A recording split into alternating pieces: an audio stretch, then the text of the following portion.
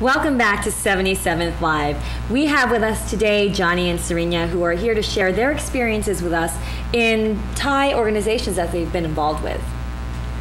Hi, welcome to the show. Welcome to the show. Thank you for joining us. Serena, I understand that you went to UCLA and you were president of the Thai Samakom for about 2 years. Could you tell us a little bit about that? Yes, when I first started out at UCLA, the first thing I wanted to do was go out and find some more Thai people to get exposed to. So I looked up when the first Thai meeting was, and then got roped into being secretary.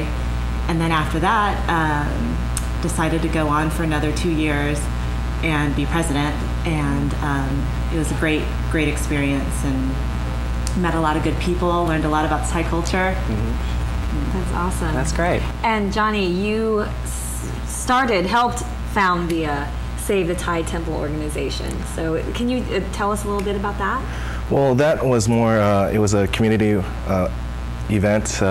Basically, everyone at the temple we were going to the city council. There was a problem with some neighbors in the neighborhood, and we saw that during the city council, or the ZAP council, there were challenges that our parents were having when communicating to the board.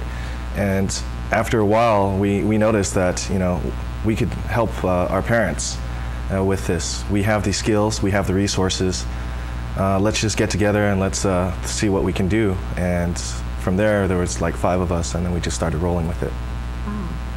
You also founded a scholarship, which one of our previous guests is a recipient of. Can you tell us how that happened? Yeah, well, that one was a little bit of Save the Thai Temple / my own cultural identity problems.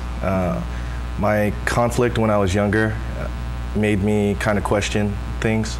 So when I got older and I was exposed to the Thai Cultural Center in Berkeley, I learned a lot about myself that I didn't know because I didn't have ready access to go to the temple. So when I started getting that access, I realized, you know, there was a bigger world, or a lot of people I could relate to. So the scholarship itself was to try to help parents educate their kids to get them to be more involved in the Thai community. So that way they have something to look forward to. It's like, basically they would be rewarded for helping out at the temple. So the scholarship itself isn't necessarily an academic, but more community service based. Yeah, it was something where I wish I had a little bit of motivation. So now we give financial motivation at the same time to help the cost of college. How about you, Serena? Are you still involved in the Thai community, or I understand you live out in Lakewood?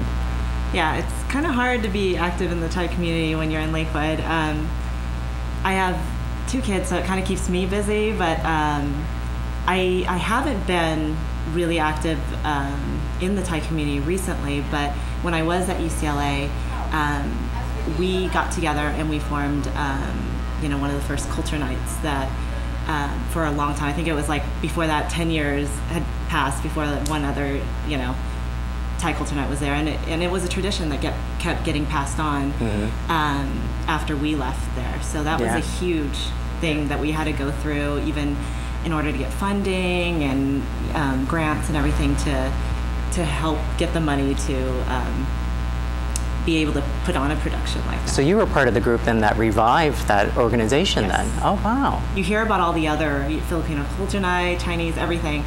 But it was kind of, you know, I think besides just financial, it's hard to get enough Thai people together to even do something like that. And somehow we're able to get friends, like even non-Thai people were willing to help, and it really like helped us bond too and learn a lot. And how many members do you think you had by the time you? On our roster, we had a good couple hundred, and we started with just not, you know, like a good handful of people. Yeah. And slowly we were able to build it, and not everyone came to the meetings, but I mean, we had at least a good 20, 30 people that showed up. And you just said you had 2 kids? Yeah. And what are you doing to sort of help them pass on? Are you passing on the traditions, Thai traditions, onto them? We're trying to. My husband's Filipino, so we joke around because I call them Thai, because I have my mom speak all in Thai to them, so that they'll be able to speak it and understand it. and they don't know a word of Tagalog, so I joke around that they're really Thai. Yeah. But they've done stuff like do Chinese New Year with us, and you know, they know how to sweaty and all that stuff, but and we quiz them on Thai words and stuff like that. But they're still young, so I think more and more we're going to take them to the temples, and really, I want them to be a part of the Thai culture. Well, we're going to have to take a short break, but when we get back, we'd like to talk to you about your challenges that you had growing up here as a Thai person, and we'll go through some anecdotes that you might want to share with us. So please stick with us. We'll be right back. Thank you. Welcome back to 77th Live. We've been chatting with Johnny and Serena and discussing their experiences with some of the Thai organizations that they've been involved with. But Serena, you've had an interesting childhood. Can you share what it's been like growing up in the town of 300? I grew up in Snelling, and you're right, there were only about 300 total population, and we were the only Asian family, not just the only Thai family, we're the only Asian family, period. And there was a lot of prejudice in our in the town, but it's kind of odd because we were never the target of it at all. Growing up, I never felt any different, you know, than any other kid that grew up, and maybe it's because our class sizes and everything were all small. Our school only had a total of 100 kids, like from kindergarten through 8th grade. So you really know everyone, and my family, you know, they were active in the community. And then when we went into high school, it was kind of a different story because then I went to a town that had more people, and there were a lot of Asians, but still very, very few Thai people, and the majority of the Asian population, they were Hmong, and they lived the Hmong culture. They spoke it, everything. Felt a little bit like, you know, I wanted to be a part of their culture a little bit, but couldn't get accepted. And then the weird thing was that they ended up feeling like I was prejudiced against other Asian people, which I wasn't at all. So would you say that was kind of like a case of reverse discrimination? Oh, definitely. Yeah.